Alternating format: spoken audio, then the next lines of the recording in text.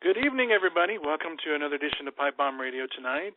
Tonight we have TNA star, TNA superstar, TNA wrestling star, Norv Fernum, on to join us. But he's also had success in other wrestling companies, as I'm sure Austin is going to mention. So by all means, go ahead and mention it, Austin. Yeah, he's also been in not only in TNA wrestling, but also in PWG and a ton of other independent companies beforehand. But he's had what's really unique about him and the time that he debuted, I think it was at Bound for Glory. Was it Bound for Glory? Yeah. I think it was. And the people, this was his debut in TNA. People, and if you watch the pay-per-view, you've seen that everybody was on their feet for Norv Fernum, you know. People were on their feet for him, and it was his first time actually in TNA. And it usually takes some time for somebody new to, for the people to get used to him, you know. But at the same time, I think he had kind of a fan base himself because he's based out of California. And Bound for Glory was in California for that event for Bound for Glory. And last year, I believe, wasn't it? Or the year? Yeah. It was last year. No, it was last year. Was it August, I think? For Bound for Glory? No, that was October. Same thing. Oh, now get your stuff right, man. You should know this stuff. August, October. Come on, now. I mean, they're the same. Okay, when is WrestleMania? I'm starting to sound like Shawn Michaels now. When's WrestleMania? Do you remember? WrestleMania's in April. You should remember, damn it, you're going. Okay, then let me ask you a question. What month is sacrificed?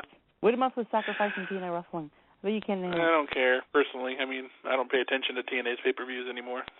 Not really, not that I ever really did, come to think of it. I watched a few from time to time. Good matches like Kurt Angle and Joe, way back when they had their issues years ago. But otherwise, if it catches my interest, I don't watch it. Well, I mean, you got to give things a chance. I mean, not everything. You can't just this is coming from somebody who was critiquing TNA this past Saturday. Shall we go there? Oh my gosh! Just because I did it one time means I hate everything about it. That's Felix's way of thinking. Yeah, I didn't say that. No, did you hear me say that? I didn't say that. That's how it is. I don't hate everything about TNA. I actually have been a fan of them ever since they ever started. Well, you hate everything and everybody. Don't you already know that? Well, not everything. Only certain people. It makes me angry. Anyways, yeah, we're going to be calling him here shortly, but, were you disappointed with the quote-unquote hijacking of Raw last night? No, Daniel Bryan, I think everybody controlled it pretty well. WWE controlled it because when you bring attention to something like Daniel Bryan did, he came out of the ring and was like, let's hijack Raw. And he said it, everybody was into it, but I guess if you reverse something, you kind of like you review reverse psychology on the fans. They kind of be like, oh well, we're not getting the rise out of them, the people out of the WWE that we wanted to. So if they're doing it seems like they're into it, then why are we going to do it also for the rest of the night? And they didn't. Like I was expecting them to chant CM Punk all night, even though they were chanting it most of the time. It wasn't happening throughout the entire duration of the program. I don't know. I mean, the show for what it was, I enjoyed it. I didn't really expect to see him there. I mean, they showed pictures of him at the airport. I said, "Come on, people! He lives in Chicago. Why is he going to be at the airport?" And what Paul Heyman did, like actually coming out and sitting like Indian style in the ring, that was a moment. Like who they did that on purpose. I know, but you would never expect them to do that. They did that just to push the issue with him and with Brock and Undertaker, which I guess kind of fit, and they had Undertaker there just in case he was needed, which they said he did. Hell, I didn't see him, so. No way. Why would they just bring the Undertaker he was needed when he wasn't even shown? Like, it doesn't make any sense. If you're going to have the Undertaker at a show, he has to at least do something, you know? He's the Undertaker. Well, he doesn't necessarily have to be there at every point. I'm sure he'll be there in a couple of weeks. But if they do have him on a show, they say, hey, man, Undertaker, come to Chicago and, we want you to be a part of Raw, and then they don't show him. That's like, what are you doing here, you know? Well, he's or maybe getting he was paid there, to be like, there, going I'm over sure. to the Brock. Because I know Undertaker actually likes to plan his matches weeks in advance. Because that's why he's so good at what he does in WrestleMania. He has them planned so well with the people he wrestles with each year. And I was watching a documentary, and that's what they always say about him. He does it like weeks in advance, just to get everything perfect. Well, no, I know they plan everything out, and I unfortunately had to cut the WWE network for just a little bit because I couldn't keep going with. I had the free had it free for a little bit, but I'll get it again. I was hearing, obviously, that the new content of the, I guess, the countdown and other stuff. I guess WrestleMania 1 was on, and somebody didn't like it, and Yeah, I mean, people for some reason don't like history at times. I mean, when it it's history happens only once because it's in the past, right? But only certain things on that actual show. Some good, some bad, but it's still history nonetheless. Yeah, well, take it for what it was. I mean, had I been able to be around in that, well, I was old enough. I was around, I just wasn't old enough. But had I been able to go watch it in a movie theater, I think that would have been pretty cool, at least back in the 80s. You think about the 80s, how different time, they didn't have the advanced technology they got now. I'm sure they could pull that off if they tried to do it now. I'm sure people would want to go to well, I don't know, maybe not. Because I know the UFC has tried to put events in the theaters, and it's worked somewhat, I guess. I don't know. Would WWE ever try to do something like that again? You remember with Hulk Hogan versus Sting at Bound for Glory, I think in 2000. Well, they tried to put that in some limited theaters, and that sucked because none of them were near me. And it was actually, that match, even though we're off subject here about Norv Fernum or anything, that match was pretty special to put on pay-per-view with Hulk Hogan versus Sting.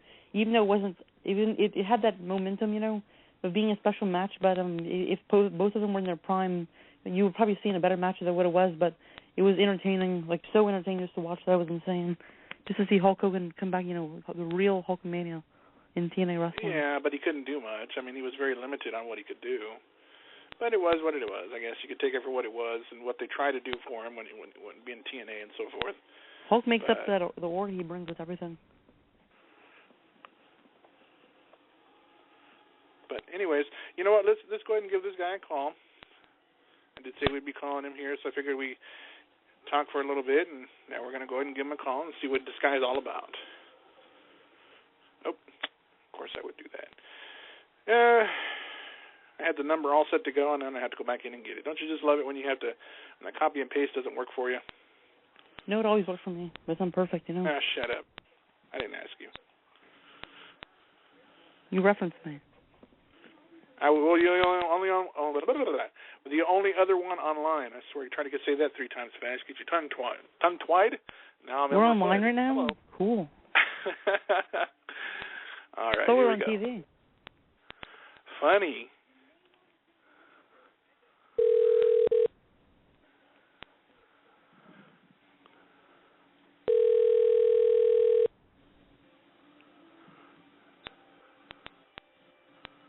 Hello.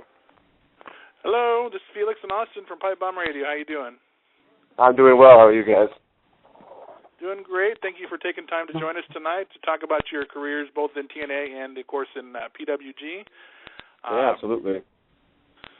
I'm going to let Austin start it off. So, Austin, by all means, fire away with the first question. Every single time we do an interview with the wrestlers, we like to be the first question to be asked is, what made you fall in love with professional wrestling? What made me fall in love with professional wrestling?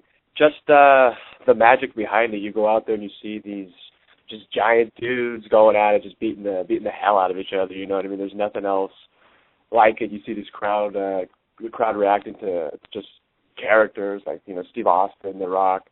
I started watching him during the Attitude Era when I was younger, and immediately fell in love with guys like them, and then especially guys like Kurt Angle. Now, were you actually at that time watching, doing the channel flipper guy, WCW between WWE? I'm sorry, say that again? Were you like one of those guys that actually, had the channel and flipping channels from WCW back to WWE, or were you just mainly Attitude Era, WWE like all the way? I was a young kid, so I just kind of stuck with one. I regret doing that, but I just kind of stuck with the WWF at the time. I should have been switching back and forth, but I was a WWF guy. You bet you're glad. You're like, I could have been watching Dean Malenko and Benoit and Eddie Guerrero. Yeah, exactly. I could have been, but now I go back and watch them now, so it's all good too. Are you a subscriber to the WWE Network now, so you can actually look back on all that stuff? As of yesterday, yes. Amen. It has to be done right. Yeah, man, it's something. I had it on my cell phone and was watching it at the airport, so it was pretty cool. Yeah, I just had it on my phone and my computer. Then I had to get on the Xbox, and I'm like, wow, this is just like on the Xbox, on the TV. Jesus Christ, this is new. I was right. It's something. It's definitely something. I just got it on my PlayStation 3 as well, so it's pretty cool. Everybody has it on the PlayStation 3. It makes me angry because I have an Xbox, and then everything works well on PlayStation 3. And then the Xbox. Brother, Xbox. Yeah, I don't know. I think so. I think there was something wrong with Xbox. I had a 360, but it red ringed on me, dude. That's the story that everybody goes with, right? Thank God it hasn't happened to me yet. But what's actually wrong with mine is there's no search bar. You can't watch any WCW, ECW pay-per-views. You can only watch the main. Only like 15. You select like 15 for pay-per-views right now. It just makes me angry. But I was like moments to cry. I don't know. Oh gosh, can't have nice things. But I want to ask you, going back actually to your wrestling career, how many years have you actually been actively wrestling? As of the last November, it was 5 years. Nice. Oh. And where did you do your training at? I'm sorry if I didn't catch that. I didn't hear you say that. So. I trained in this little school in Anaheim. It doesn't exist anymore. I trained with a lot of PWG guys at first, older PWG guys like Charles Mercury, Ronan, and Mr. Excitement, and then Scorpio Sky as well, who I owe a lot of my training to, most of my training to. And then I also went to what's called the AWS school when I was did some continuing training with this guy named Johnny Paradise. And then I also trained with Jesse Hernandez at the Empire Wrestling Federation, who's been in the wrestling business for a long time. In 2000. You ever get a chance to actually visit Rikishi School? Rikishi School? No, I haven't had the opportunity to. Nice. Okay. Well, maybe one. You're actually here in California, so you might actually get a chance to. So. Yeah, it's out in Burbank, I think. Yeah. But now, getting into the wrestling. I mean, I'm curious how did they reach out to you at TNA about coming in to wrestle at Bound for Glory? I believe is where you made your debut. Well, they needed a premier athlete for EC3 to wrestle, so they hit up the biggest man in professional wrestling. Okay, all right. And I mean, at this point, did you think that you'd actually get to be working with? Well, you actually haven't had a match with him yet, but I'm sure it'll probably happen. Maybe with Kurt Angle. Oh, that would be a dream come true. Like that'd be one of the biggest things in the world. He's my wrestling idol completely. I look up to him, and I just think he's an incredible athlete, hell of a wrestler. So if that was to ever happen, I'd quit the business. He's a good choice. You actually I'm sorry. Go ahead, I'm sorry. Go ahead. Well, I was going to say you actually made your debut for Championship Wrestling from Hollywood in August of 2010, and eventually you joined with Adam Pearce, Joey Chaos, Austin Aries to form the Standard. How was that like just to team with? I mean, those guys are some of the best in the world. How was it like to actually team with them?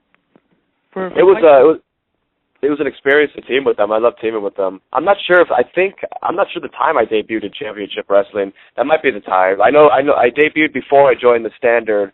I was getting my ass whipped by Colt Cabana. But then I ended up being able to join with the Standard, and definitely they helped me progress and develop myself as a wrestler, and to be able to train with the likes and roll with the likes of Adam Pearce and Joey Chaos and Austin Aries was a trip. It was incredible. There's three of the best wrestlers in the world, and they taught me tons. So they definitely made me step my game up for sure.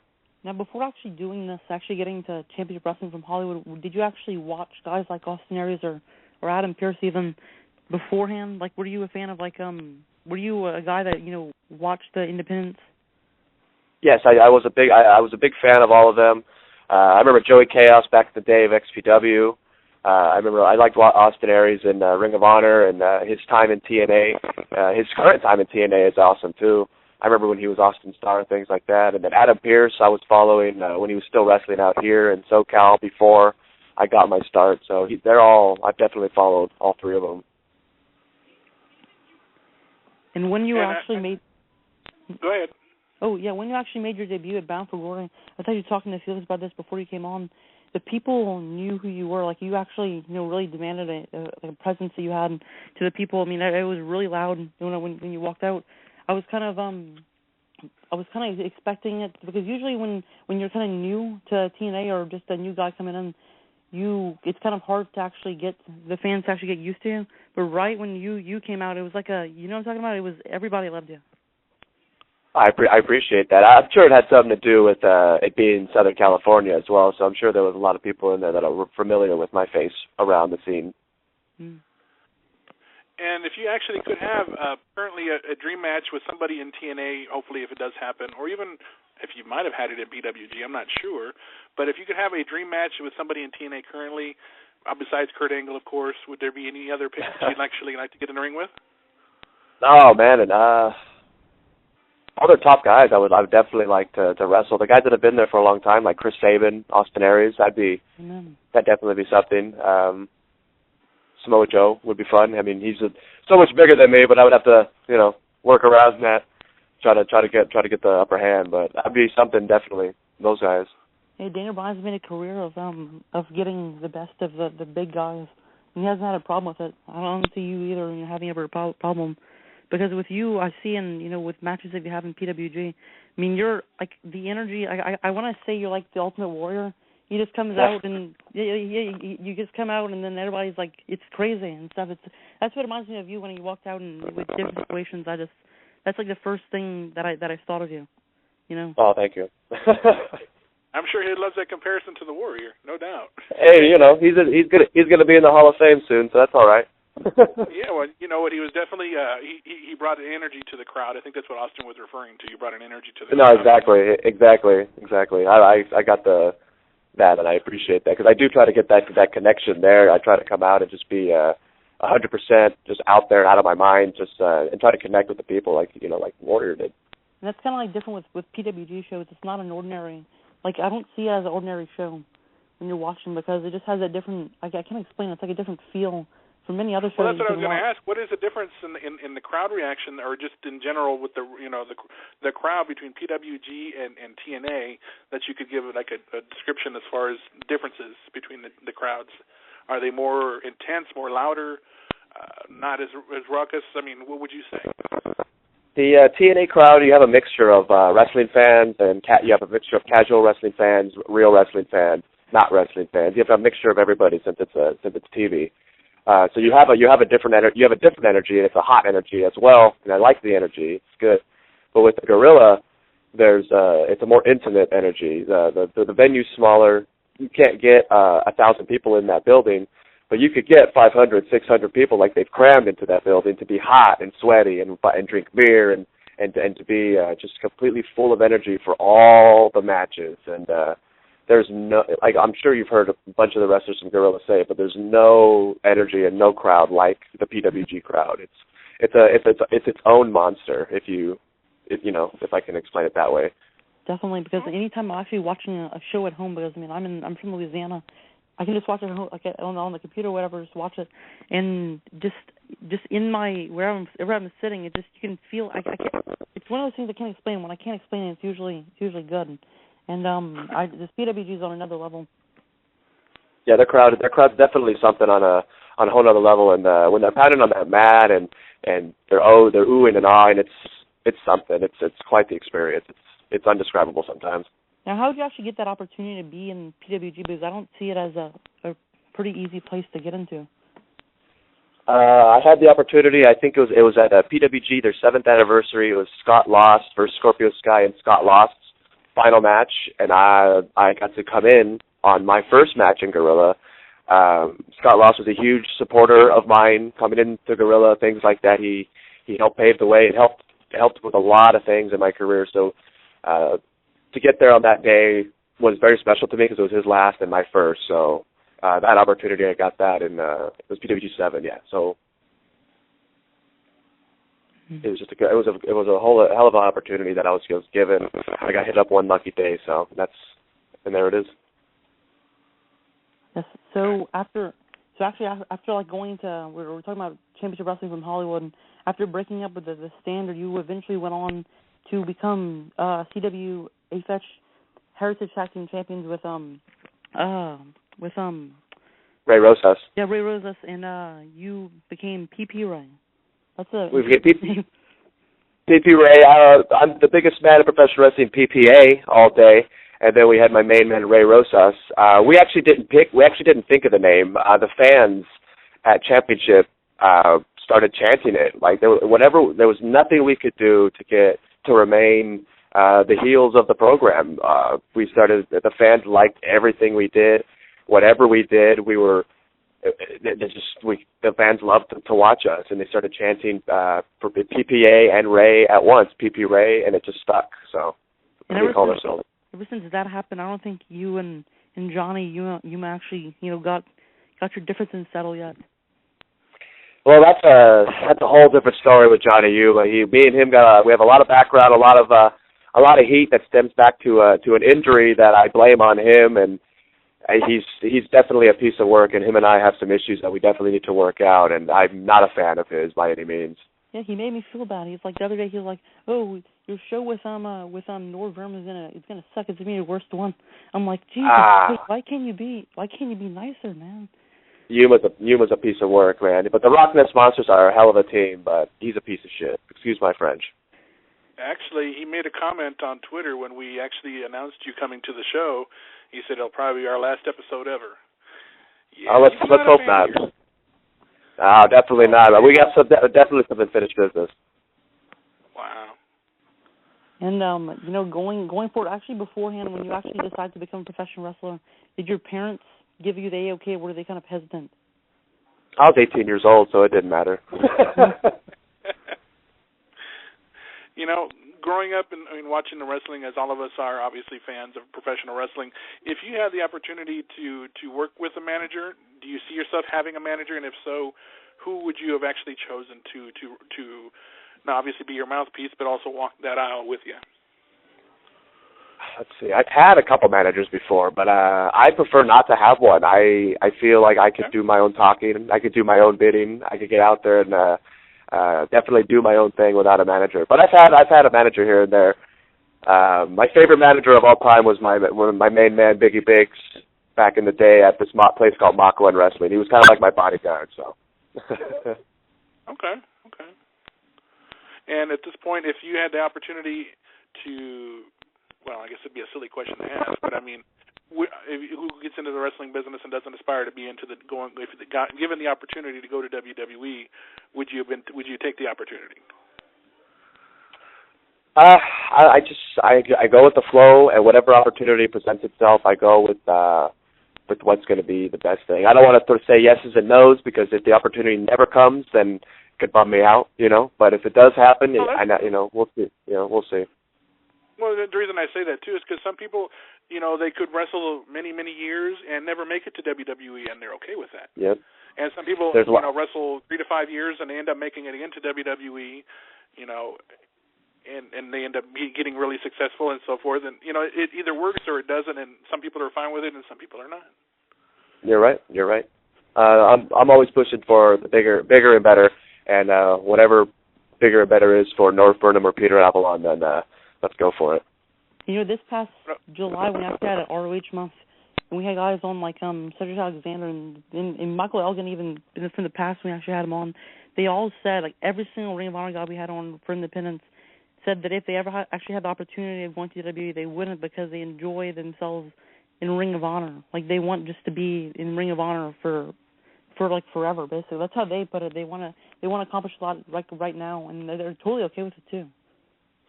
A lot of guys like the opportunity to have their own freedom, and they can make their own schedule and do their own things. And right now, there's plenty of opportunity in wrestling that these guys are getting, and so yeah, I could see that. I could see that too. Now in Impact Wrestling, where do you see yourself, in the future with them? Because I haven't seen you on I think the last time was Feast or Fire. I just did some house shows with them. Me and Dewey Barnes wrestled out in South Carolina and Tennessee with them this past weekend. So hopefully I see myself still working with them. I enjoy my time there, and I enjoy whatever they have me doing there. So hopefully I see myself in a bigger role in the next 5 years there. And Dewey Barnes, your tag team partner, he went under the name, I think it was White Tiger for... Dewey Barnes is Dewey Barnes, brother. Just them? Oh, okay, well, I probably got that mistaken. I'm not sure. Dewey Barnes is he's their merchandise guy at TNA, and as well as Really, he's a merchandise guy. That's it. He's my tag team partner. Wait, he does merchandise like for the shows? Yeah, you could see him there in his gear after his matches. No way. Yep.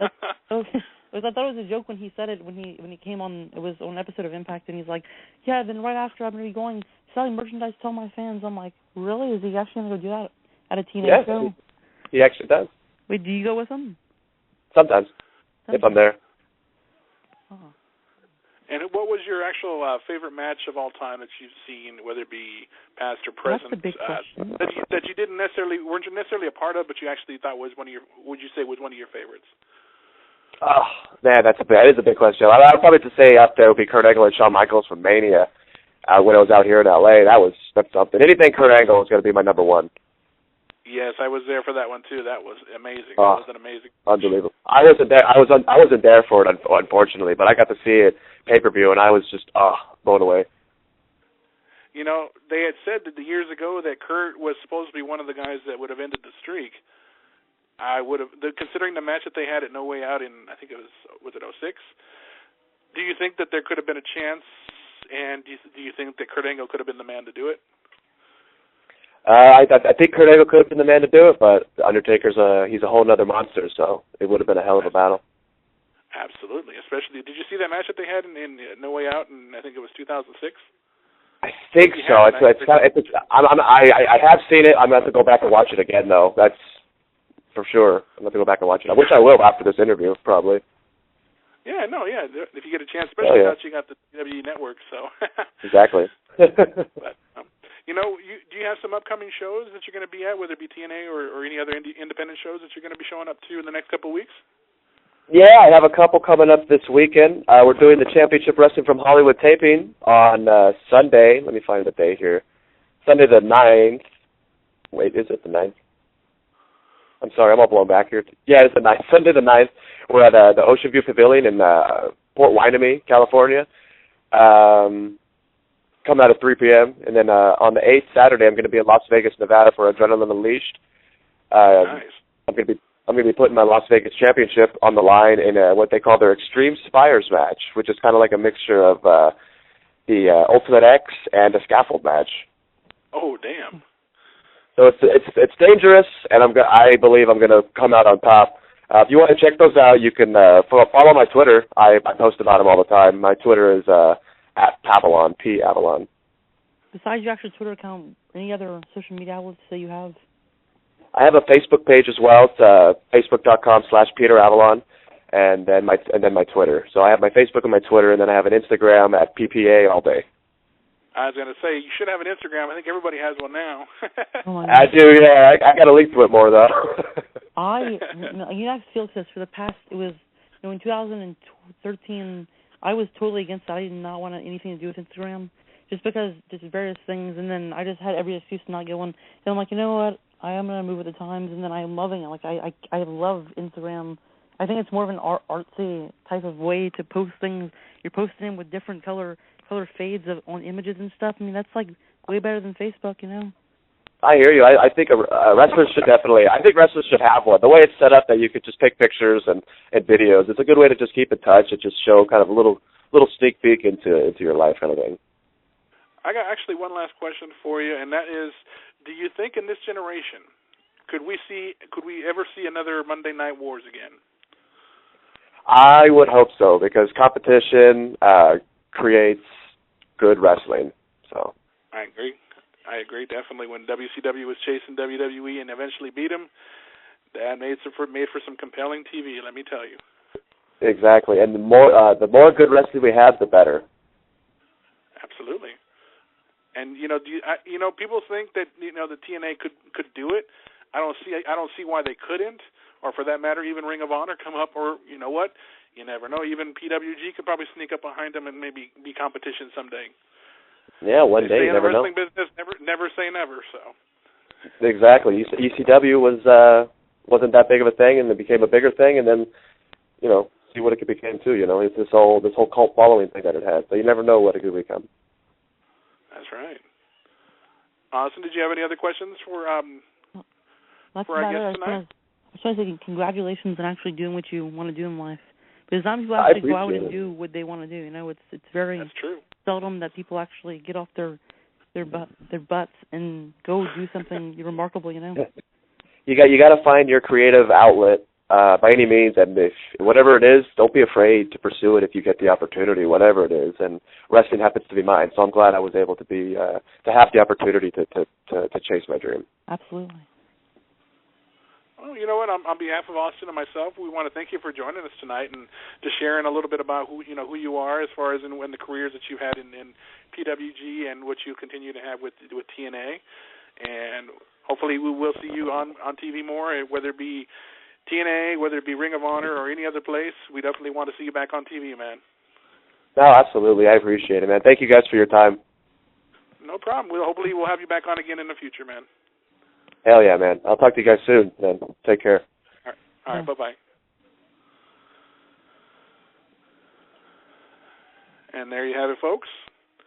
TNA star, Norv Fernum. I'm not sure if he went under PWG as Peter Avalon.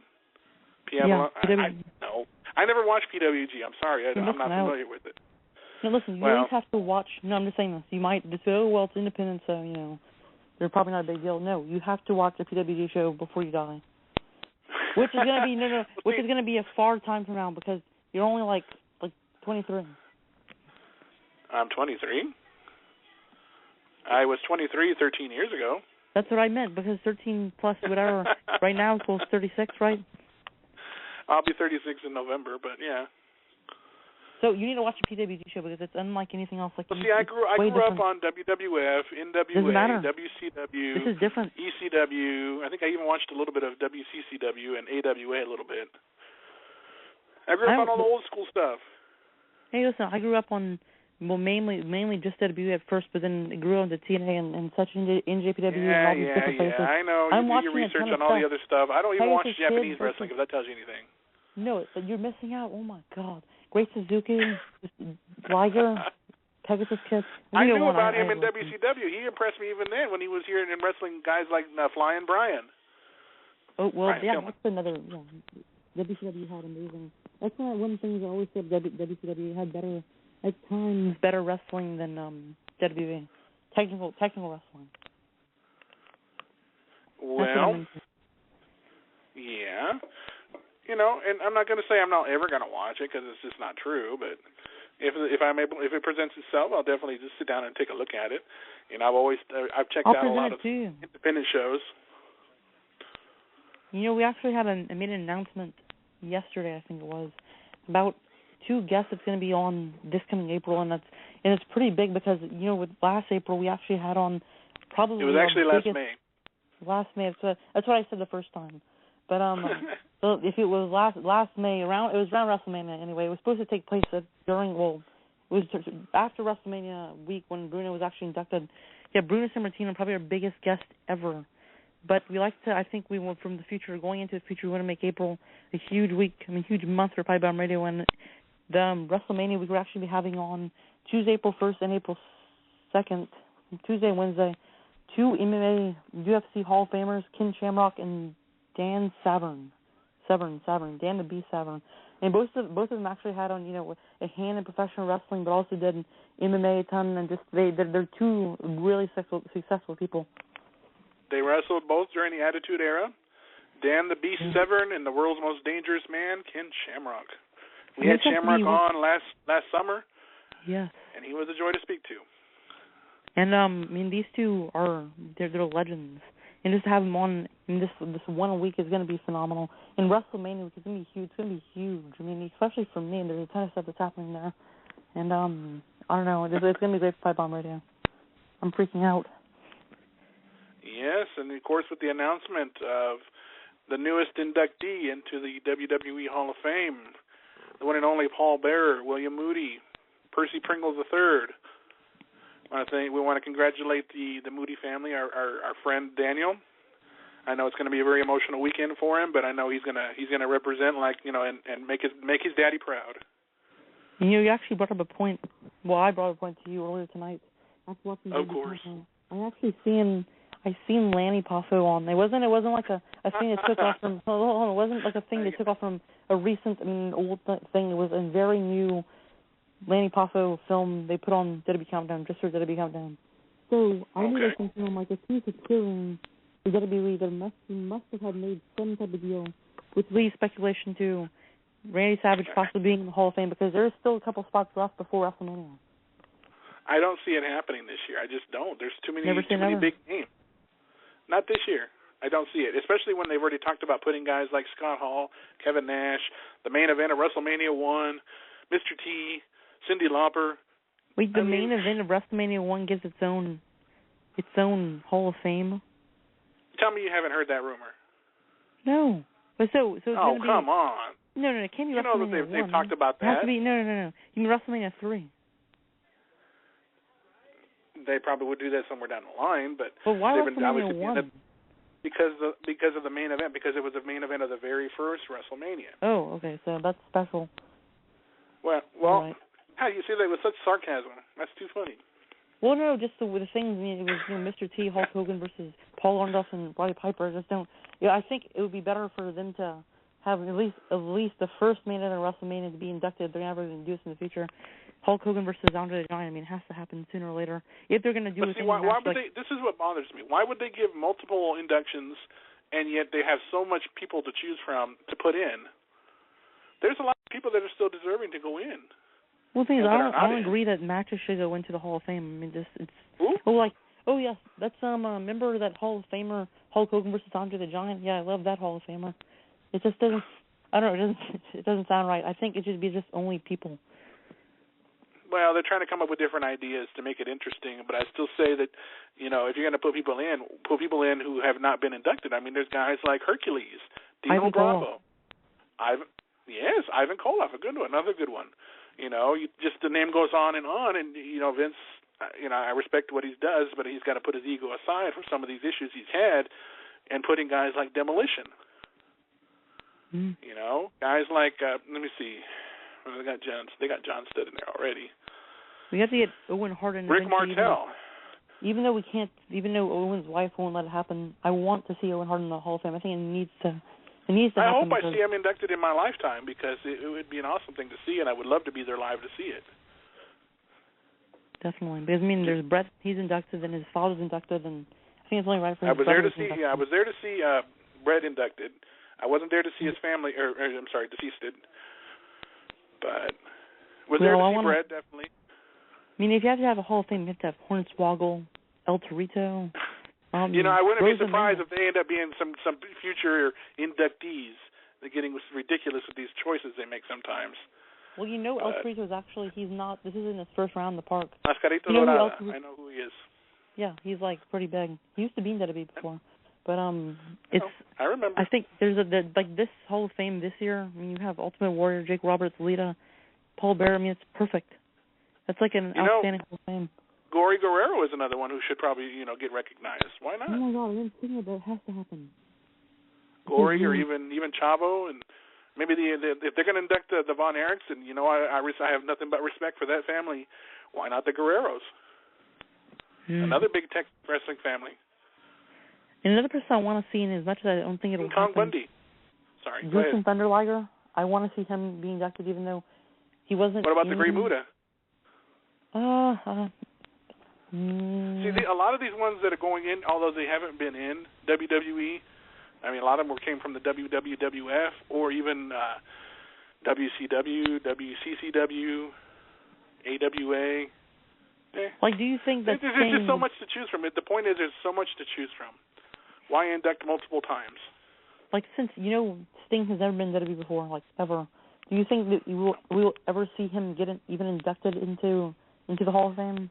I mean, I think if they can do it for Bob Uecker, they can do it for anybody. Or no, Drew Carey, definitely. Drew Carey. They can do it for Drew Carey. You know what, though? I like Bob Uecker. I got to say, that one, he was around for a couple of WrestleManias, at least.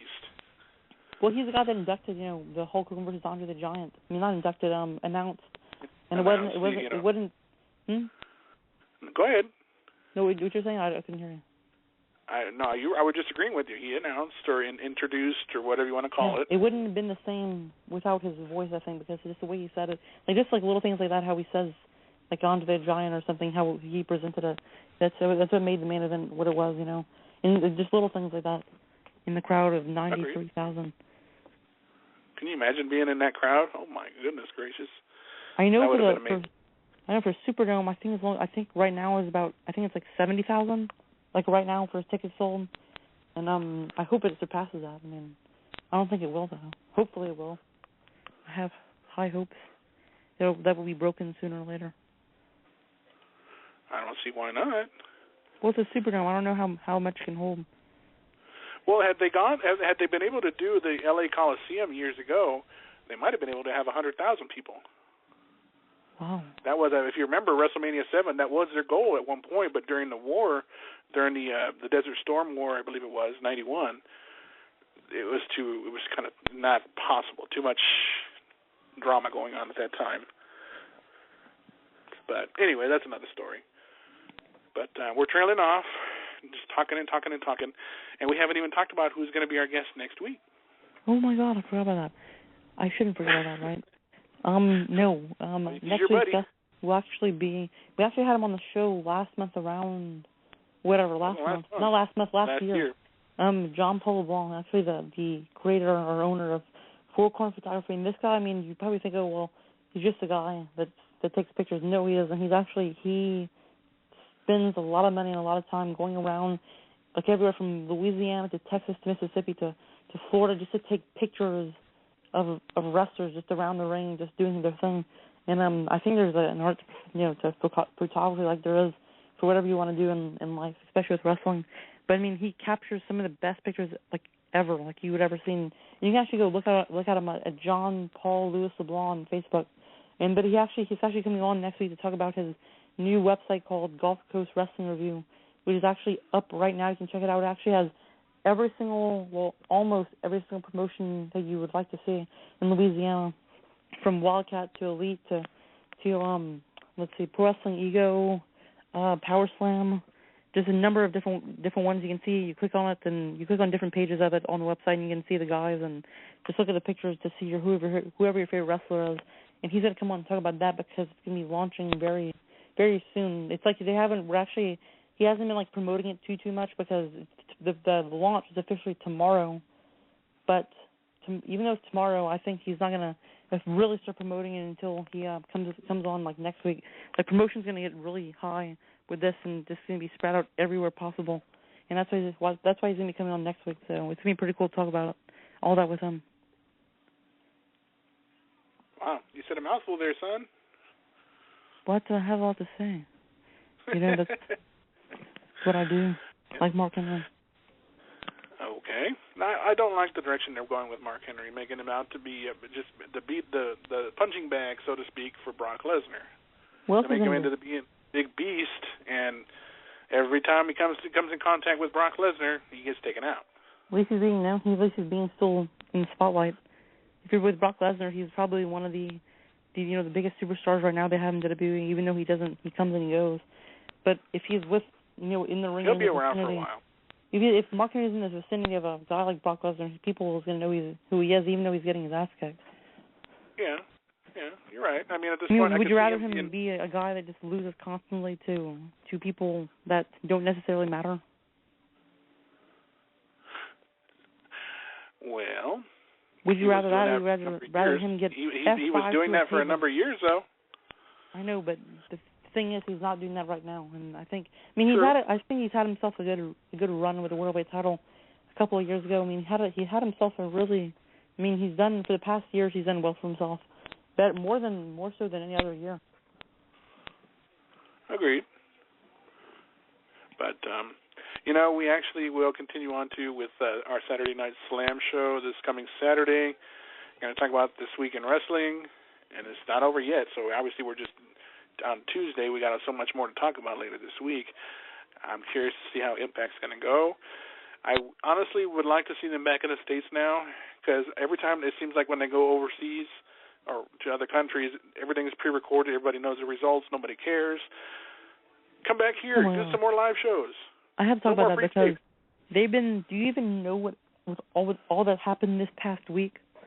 Not only did the World's Loser titles back to the Bromans Sonata is the new X Division champion. He defeated Austin Aries. And do you even know who Sonata is? No. I didn't know who he was either. I mean, I didn't know he was new, and they just bring on somebody like that to the scene. But the thing about that is they're actually wanting to bring him in to be the Kickstarter of the X Division again. The third, I think, fourth, fifth Kickstarter to the X Division. They're trying to kickstart the X Division again to make it what it was, or try to attempt to make it what it was 6-7 years ago. And I think with him, they could, because I've done some research on him, with him, I think they can actually do that and really bring in that high-flying competition, because he's one of the best high flyers in the world.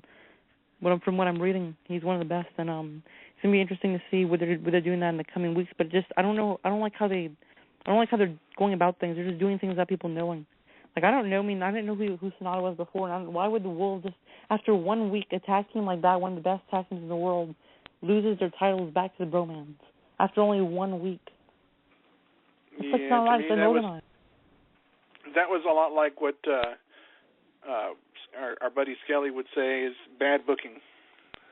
Mm-hmm. Oh, speaking of them, I have to bring this up. Greg Skelly and Jimmy Wheeler just put on one of the best wrestling podcasts on the Pipebomb Radio Network that you can ever listen to. And that's only their first one. Just imagine what they're going to have on. I mean, when their minds, and I kept on telling this to them after the show, when their minds like combine and make a show together, and with all the memories of wrestling dating back to over at least 200 years or even more than that of wrestling, just history. When they combine, and I actually just released it on released the YouTube channel or the YouTube post. It's now available on our YouTube channel. Well, it's the second channel on our Pipebomb Radio page on YouTube. We've got our channel. They've got their channel. No, they don't have it. It's actually on the Pipebomb Radio page. Yeah, no, but they're on a separate channel. Like a whole different separate channel. Yeah, that's what our YouTube guy has informed me of. Well, Elio needs to fix that. Why? It's all together. It's the same issue. We just not going to be on the same, because we do our thing, they do their thing. But we'll talk about that later. But okay. It is available in its entirety on YouTube. Yes, including music, Austin. Can you believe it? Mm-hmm. Well, I have to edit out something because it no, you won't. Trust me. Listen to it before you say anything. Listen to it. That's all I'm going to tell you. As far as what we got, it was a phenomenal show.